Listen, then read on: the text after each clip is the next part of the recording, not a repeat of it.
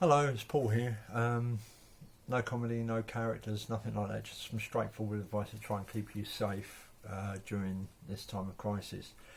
And one of the things that I'm going to use today, as in a bit of a strange way, is I'm going to use smoking to try and help you keep safe. Yes, how about that? Smoking to keep healthy. Now, for most of you who don't know me, you won't know that I use this. Yes, it's a vape. I'm a vapor. Yes, go on, get it out of your system. Any more? I've not heard that one before. One more. Okay, you done? Okay, you're done. Right. So, most people don't really comprehend how breathing works. Okay, I know it sounds stupid, but they don't really understand how it works because they think you breathe in, you breathe out, and it's straight line. It's not. Let me just show you with this.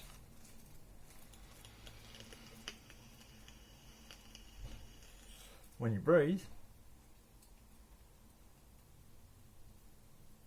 it goes all over the place. It goes like a cloud. It rolls. It doesn't stop. Okay, so I'm about a foot away from the camera, and it went way past the camera, hit the back wall, started going up the wall, whatever. And remember, it just doesn't travel. Your breath doesn't travel in one direction. It just doesn't go forward. It goes to the side. It goes probably back of you, wherever.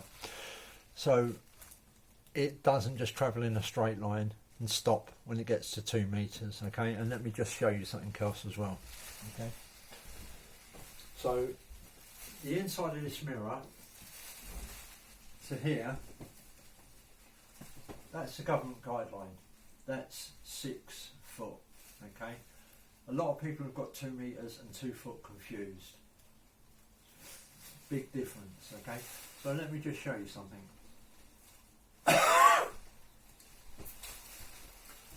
When somebody coughs, that cloud that I showed before, that accelerates. That hit that marker. You couldn't see it because it was travelling too fast, the vapour. You couldn't see it. But it hit that, no problem. Okay. When you sneeze, it's even faster. A sneeze travels out, I think, I could be wrong, I'm sure somebody will point this out, but I think a sneeze travels at 180 miles an hour. That's a distance of like 12 foot. Double that distance before it even stops to spread. Okay. So the way that I remember it is the car lengths. Okay. So 6 foot, which is the government guideline, that's a car length, an average car length. Okay. A comfortable length is a limo length, which is probably 10 to 12 foot. Okay.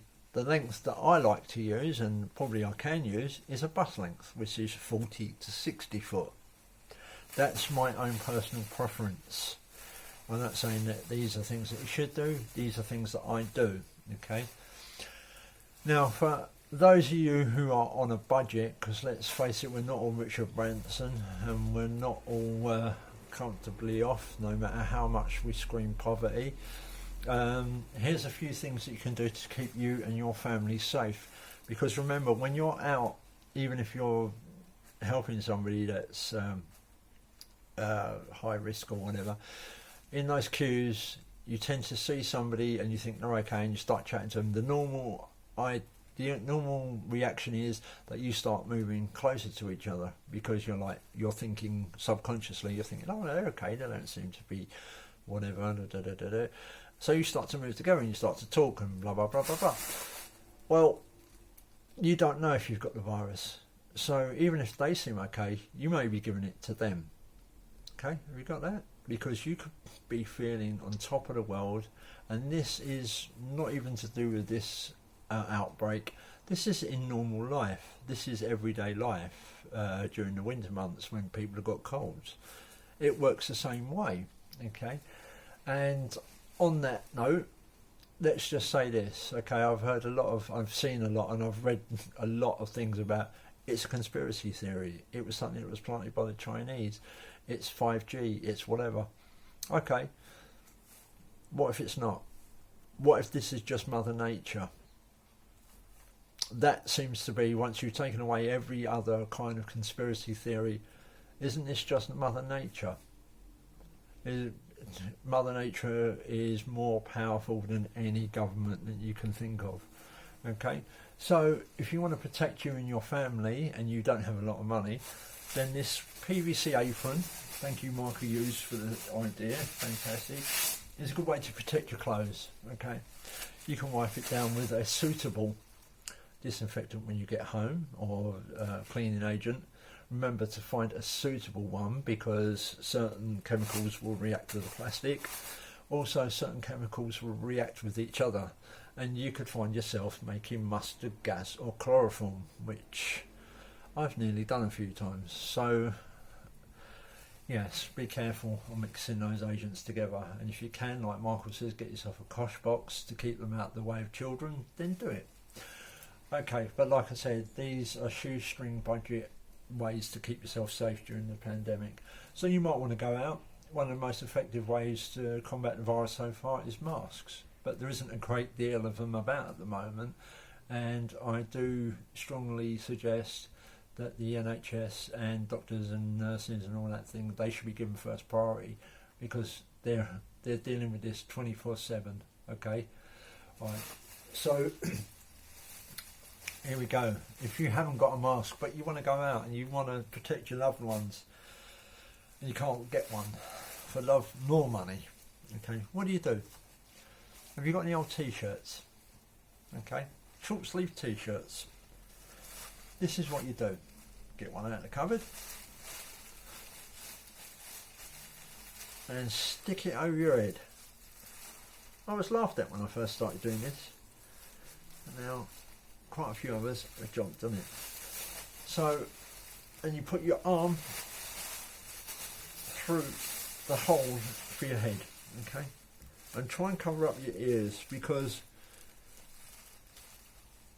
the virus and germs, or whatever you want to say, they will travel into any hole. Yes, so try and keep them covered.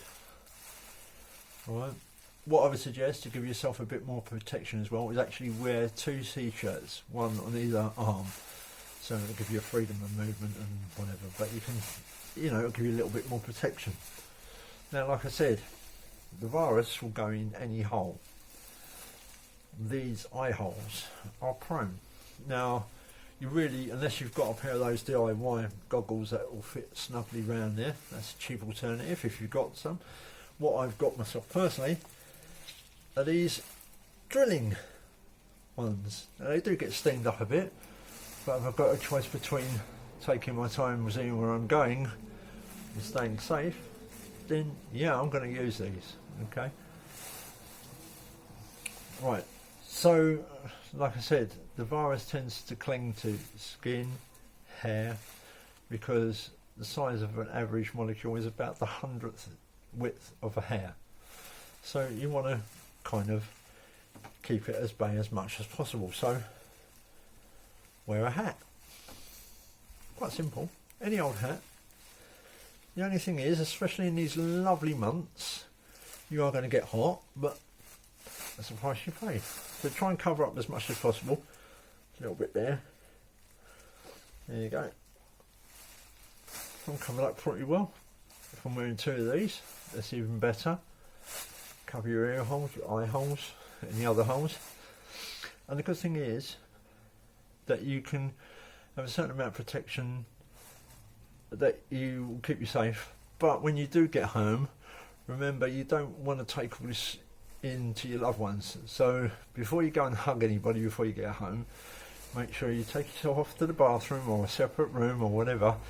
Give these a spray once again of any kind of antibacterial agent. Once again, make sure it's safe, or whatever you are. Try not to get it on the skin or whatever. You know, what I normally do is I normally do this before so give it a spray. Make sure everything's okay. Now, the next thing you're going to want to do,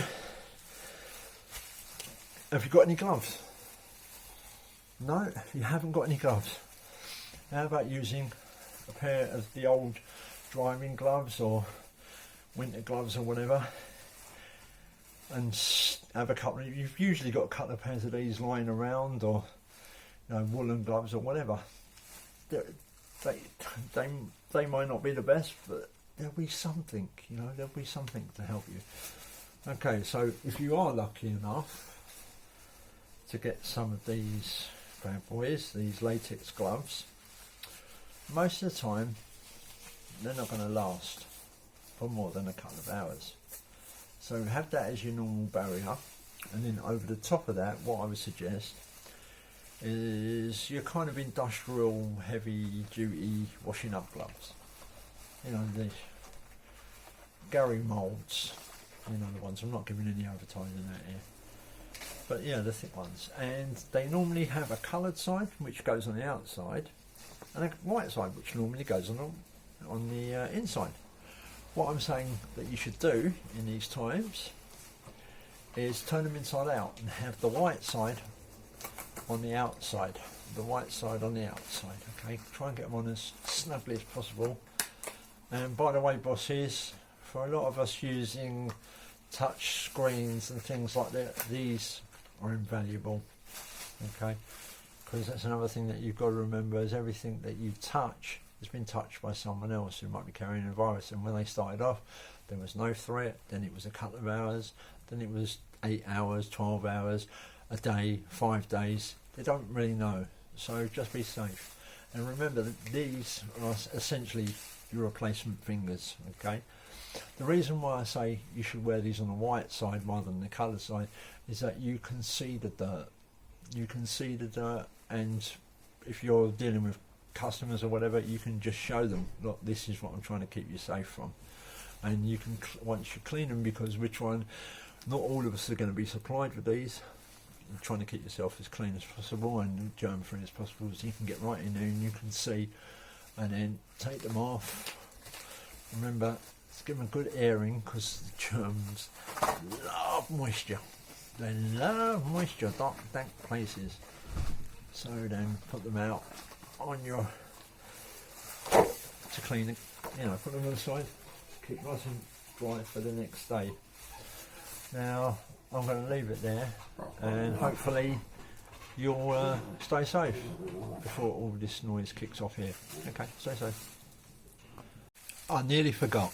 Okay, now like I said, it's a shoestring budget, and I was talking about the gloves there, and what I mean is that surfaces hold those germs for now, I think 5 days, until they discover it's 5 weeks. Okay, I was going to say you could use a scarf, but they tend to be a bit, they don't stay in place. So most of us working in kind of key worker areas will be given one of these, a high-vis jacket. Okay, now this is another thing, bosses, I've modified this one, but these, if you can get any for yourself, just order them. You can order them online. And the reason why I say that is that you've got your protection underneath. These are quite good because they have a white clean surface, okay, which is, you know, you can wipe it down and you can keep it clean. The other thing as well, and please forgive us for this, bosses, is that every now and again you'll get somebody come up and tap you on the shoulder, completely ignoring the rules. I've had this several times where people just completely ignore the rules, right? Okay, here's a little message for those people. 6 foot, stay away. It's not a time to be complacent or polite. Okay, you have to be kind of abrupt with some people because they just don't get the message.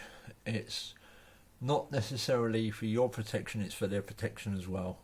So just remember that everything you do is trying to keep everybody safe, not just yourself or your family. Although, let's be honest, they're the main ones we want to look after. So with that little bit added on the end, stay safe.